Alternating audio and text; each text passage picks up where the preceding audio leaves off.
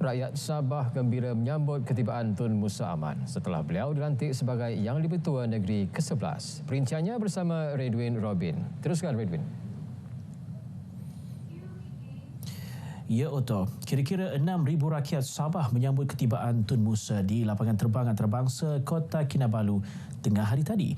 Pesawat khas yang membawa rombongan Tun Musa tiba di lapangan terbang kira-kira 12 tengah hari. Tun Musa yang dilantik sebagai Yang di-Pertua Negeri ke-11 diiringi Speaker Dun Sabah, Datuk Seri Panglima Kazim M. Yahya. Antara orang kenamaan yang menyambut ketibaan beliau Menteri Sains Teknologi dan Inovasi Datuk Dr. Muhammad Arifin Muhammad Arif dan Menteri Pembangunan Masyarakat dan Kesejahteraan Rakyat Sabah Datuk James Ratib. Turut kelihatan pegawai-pegawai kerajaan negeri dan persekutuan. Semalam bekas Ketua Menteri Sabah ini menerima surat cara pelantikan sebagai Yang di-Pertua Negeri Sabah ke-11 daripada Yang di-Pertuan Agong Sultan Ibrahim di Balairung Kecil Istana Negara Kuala Lumpur. Pelantikan Tun Musa sebagai Yang di-Pertua Negeri berkuat kuasa 1 Januari 2025 hingga 31 Disember 2028 mengikut perkara 1 Perlembagaan Negeri Sabah bagi tempoh 4 tahun. Tun Musa menggantikan Tun Johor Datuk Mahiruddin yang menamatkan tempoh perkhidmatan pada 31 Disember ini selepas menyandang jawatan itu selama 4 penggal bermula 1 Januari 2011. Tun Musa 73 tahun merupakan anak jati Beaufort berkelulusan ijazah sarjana pengurusan perniagaan dari Edith Cowan University, Australia. Beliau merupakan Ketua Menteri Sabah ke-14 dan paling lama memegang jawatan tersebut iaitu selama 15 tahun bermula 2003 hingga 2018. Sementara itu, orang ramai yang ditemui menzahirkan ucapan tahniah kepada Tun Musa di atas pelantikan beliau sebagai Yang di-Pertua Negeri Sabah ke-11. Pertama sekali kita bersyukur kepada Allah Subhanahu Wa Taala kerana dalam pimpinan ini kita dianugerahkan lagi seorang pemimpin yang penuh berwawasan, yang penuh berpengalaman dan saya rasa ini adalah satu anugerah daripada Allah Subhanahu Wa Taala yang sama-sama mesti kita syukuri. Syukur Alhamdulillah kerana akhirnya Tun Musa Haji Aman telah pun dilantik sebagai Tuan Yang di-Pertua Negeri Sabah yang baru sekarang ini. Harapan kita rakyat Sabah semoga dengan pengalaman yang luas yang ada pada beliau akhirnya dia menjadi penasihat yang baik kepada kepimpinan politik dan pembangunan di Sabah ini. Saya mengucapkan tahniah, setinggi-tinggi tahniah kepada Tuan Yang Pertama sebab beliaunya memang sudah pengalaman dan juga memang seorang pemimpin yang cukup jiwa rakyat di Sabah. Sebagai rakyat negeri Sabah, hari ini adalah hari bersejarah bagi kami di negeri Sabah dan di atas perlantikan Tun Musa bin Haji Aman sebagai Yang di-Pertua Negeri Sabah, saya ingin mengucapkan tahniah di atas pelantikan ini dan harapan kita adalah melihat kecemerlangan beliau semasa menerajui kerajaan negeri selama lebih kurang 15 tahun. Isu teknikal yang menyebabkan kelewatan prestasi kerja pakej 1 dan 2 projek lebuhraya Pen Borneo di Sipitang dan Beaufort perlu diselesaikan segera. Ia bagi memastikan projek berkenaan disiapkan mengikut jadual demi manfaat rakyat. Ada beberapa isu teknikal yang perlu diselesaikan.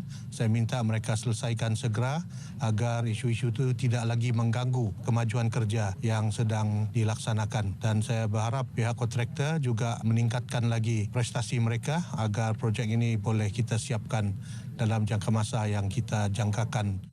Datuk Shah Helmi yang juga Timbalan Ketua Menteri ditemui pemberita selepas meninjau pelaksanaan beberapa projek lebuhraya Pen Borneo di Sipitang dan Beaufort. Sementara itu, wakil rakyat kawasan ini yakin pelaksanaan projek ini akan disegerakan hasil kerjasama baik antara pihak terlibat. Ini adalah merupakan kepentingan rakyat dan merupakan laluan utama bukan sekadar Sarawak tapi Brunei Darussalam. Jadi ini adalah merupakan satu keperluan yang paling penting lah. Ada beberapa kawasan yang reka bentuk asal terpaksa diubah. Jadi ini mengambil masa. Jadi saya berharap rakyat faham dan kami sebagai pemimpin kita mendengar keluhan rakyat ini, faham situasi mereka. Jadi inilah yang kami perjuangkan. Projek pembinaan jalan raya menghubungkan Jalan Menduring, Jalan Bintang Mas dan Sapinangoh Beluran kini dalam status reka dan bina bermula 24 November lepas hingga Februari 2025. Jalan raya sejauh 25 km di bawah Kementerian Kemajuan Desa dan Wilayah dengan kos RM115 juta dijadual siap November 2027. Pembantu Menteri Pembangunan Luar Bandar Datuk Samad Jamri mahu rakyat di kawasan terlibat memberi kerjasama bagi melancarkan pembinaan projek ini. Isu berbangkit melibatkan tanah, kebun dan kemudahan lain perlu diselesaikan segera agar ia tidak menjejaskan pelaksanaan projek. Dengan terlaksana jalan ini, saya pasti pengguna di sekitar ini akan dapat keselesaan yang sangat-sangat dinantikan. Jalan ini mempunyai impak ekonomi yang sangat tinggi. Datuk Samad ditemui RTM selepas Majlis Taklimat Jalan Menduring, Bintang Mas, Sapinangoh di Beluran. Sementara itu, Adun Telepit Datuk Dr. Johnny Bonje Kurum menyambut baik usaha pelaksanaan projek ini yang dijangka turut memberi impak positif kepada daerah Telepit yang bersempadan dengan daerah Beluran. Penduduk kawasan Dun Labuk dan juga Dun Telepit yang terlibat dan mendapat manfaat daripada jalan ini percaya dan yakin bahawa kerajaan sedang berusaha membangunkan daerah kita di seluruh Sabah di bawah Sabah Maju Jaya ini. Jalan ini akan memberi manfaat kepada 3,500 penduduk daripada 4 buah kampung iaitu Menduring, Bintang Mas, Ulu Sapi dan Sungai Sapi. Kami cukup gembira, berbangga sebab sebenarnya lebih 40 tahun kami menunggu projek ini supaya jalan tersebut dapat dilaksanakan dan syukur sebab kedua-dua YB Juniban dan juga YB Adun Labuk dapat melaksanakanlah. Jadi kami cukup gembira. Saya mewakili ini masyarakat Kampung Bintang Mas amat berterima kasih kepada kerajaan JRS. Sekarang ini jadi kenyataan. Alhamdulillah, memang ini yang kami harapkan berapa puluh tahun yang lepas. Alhamdulillah. 60 orang kanak-kanak penghidap kanser diraikan dalam program Tanggungjawab Sosial Korporat CSR Yayasan Khazanah Sabah QSB sempena perayaan Christmas. Mereka terdiri penghuni rumah Ronald McDonald yang sedang menerima rawatan kanser di Hospital Wanita dan Kanak-kanak Likas HWKKS. Kanak-kanak ini turut menerima sumbangan Christmas disampaikan ahli Lembaga Pengarah QSB Datuk Nur Asiah Muhammad Yusof. Selain penyerahan goodies Christmas, kanak-kanak ini turut dihiburkan dengan nyanyian lagu-lagu Christmas oleh kaki tangan kumpulan QSB. Kita santuni diorang untuk kita sama-sama meraihkan hari Christmas ini supaya mereka juga merasa mereka tidak terpinggir. Biarpun mereka sakit tapi mereka juga dihargai. Kehadiran mereka juga dihargai. Dengan adanya acara seperti ini, sekurang-kurangnya kita nampak muka diorang ceria. Ceria sebab sama-sama dapat merayakan perayaan seperti inilah.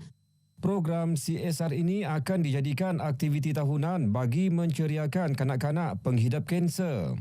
So kami berterima kasih sebab pengarah sudah memilih ini rumah untuk dorang buat ini event lah.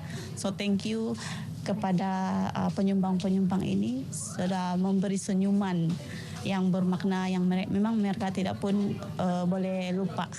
Rumah Ronald McDonald merupakan kemudahan penginapan sementara yang disediakan Badan Bukan Kerajaan untuk keluarga kanak-kanak penghidap kanser yang dirawat di HWKKS.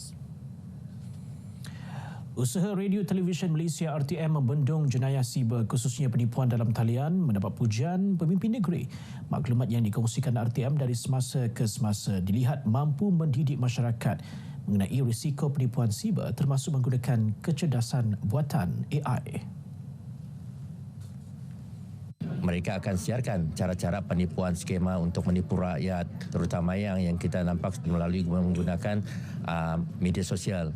Jadi kita sentiasa bilang orang dapat info yang tepat melalui RTM begitu dan berita-berita semasa. Dato' Jafari ditemui RTM dalam Majlis Apresiasi Sandakan FM 2024. Mengenai program ini, beliau berkata ia merupakan wadah terbaik bagi pemimpin setempat mengenali kaki tangan RTM Sandakan yang banyak membantu menyebarkan maklumat sahih dan terkini kepada masyarakat melalui program-program yang diterbitkan. Sementara itu, pengurus penyiaran Sandakan FM Sugiman Rafai berkata, program tahunan ini merupakan tanda penghargaan jabatan kepada kaki tangan yang telah berkhidmat dengan cemerlang sepanjang tahun.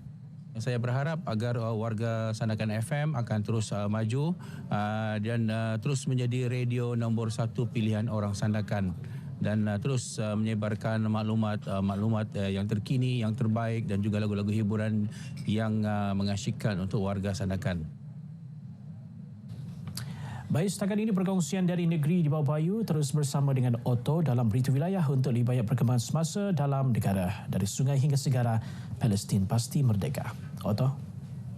Baik, terima kasih Ridwan langsung dari Sabah.